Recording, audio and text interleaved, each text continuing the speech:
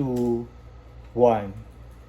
Madam Speaker, ladies and gentlemen, just because we can do something doesn't mean we should. We think that this debate is more complicated than just people exercising their choice of wanting to do something, because we live in a world with consequences, and the actions we do don't just affect us, but also affect our fellow countrymen and our society. We empathize with Prime Minister and the limitations of things outside our control, like the birth lottery and other things which dictate our way of living. But we believe that life in and of itself isn't about selling out or giving up the hand we were dealt, but playing that hand to the best of our ability in order for us to live a truly actualized life and not just run away from the problems and the limitations that we face. We believe that the sale of citizenship in all ways, shapes, and forms, even with good or profitable intention, is an affront against nationalism, human dignity, and sovereignty, wherein the very identity that was ascribed to us by birth, even if we didn't control it, actually reinforce the very oppressive structures that the previous speaker is trying to get out or run away from. I have a couple of features of our model for this debate to be very clear. Number one, this is a value judgment debate about how this affects particular stakeholders. There are 4. A, how it's particularly bad for the state, because if the previous speaker characterized the state to have failed people, we think it's not necessarily the sole fault of the state. It can also be the sole fault of that citizen who's running away from that state and actually breaking that social contract as opposed to trying to create a new contract with someone else. I'll take it in a bit. B, it's particularly bad for the one wanting to sell it because it creates this false illusion that, if I go to Australia, I go to Europe, I go to the US, my life will completely be better there.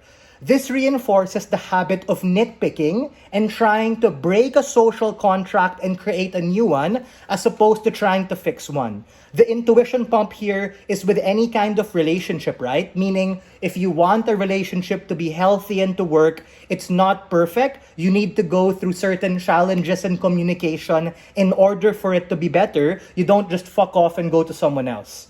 C, it's particularly bad also for those wanting to buy citizenship, because we think that those who are going to dictate a lot of these transactions are rich and wealthy political elites and even rich and wealthy nation states who are allowed to be able to sell access into that country to the highest bidder. Meaning, the net change that's going to be happen are probably among the elites, which reinforces the harm I raised in my POI about brain drain and capital outflow that harm society. And we think that it's ultimately bad for people at large because it creates the notion that at any point I can opt out of my contract with my government or with my state. I'm going to do so at the point in which it benefits me. This creates a very selfish society. What is the counterfactual? Our counterfactual is status quo. People can travel, people can work and study abroad, people can migrate or even be chosen to live there for a prolonged period of time as an expat at the point in which they can, but we reject this full-on stock market kind of thing wherein people can buy and sell at a whim, either from government selling it or PVP, peer versus peer, rich people selling it, etc. In all forms, we reject that and we think it's particularly bad. Before I move on to my case, POI, go for it. Right. So it's true that individuals never really chose to be born with certain conditions. And so that it's more justified for them to at least get the right to say on whether or not they want to stay within a citizenship or whether or not they want to start.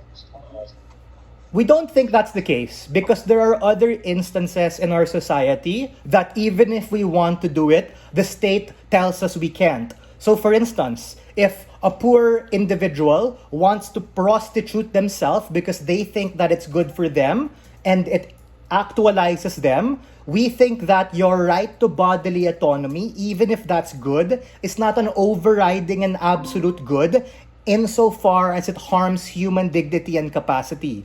On a similar vein, people who are poor and want to sell their organs, for instance, to the black market or to the highest bidder, we can take gov logic and say, gusto naman nila to do it because it's their body. But we think that because of the social contract, the metric of arbitrating or allowing that is not just about whether you want to do it.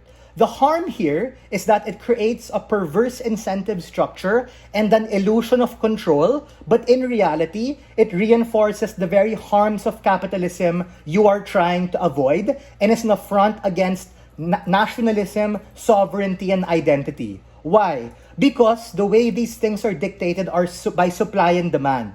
Meaning, places that are developed or rich or nice will probably be priced high, and places that are developing nations and kind of lame are going to be priced lower. Meaning, this is going to lead to an over-congestion of cities and exacerbates the harms of capitalism that you're trying to avoid. Meaning, the poor or middle class who save so much trying to be able to buy a citizenship end up getting pushed to the margin and being boxed out from that society because those people who are able to buy multiple citizenships and even be able to make the most out of that are likely the rich.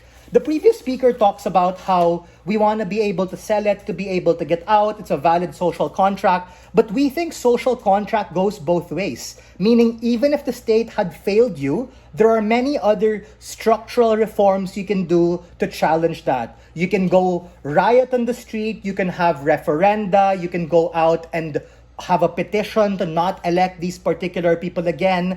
There are many levers within democratic and governmental systems to be able to attack that, as opposed to opting out in and of itself at the point in which you yourself become a sellout and you yourself become an enemy of the state you are trying to make better. We think even if you want to do something, it doesn't mean you should. And for all of these reasons, we are very proud to stand on side negative.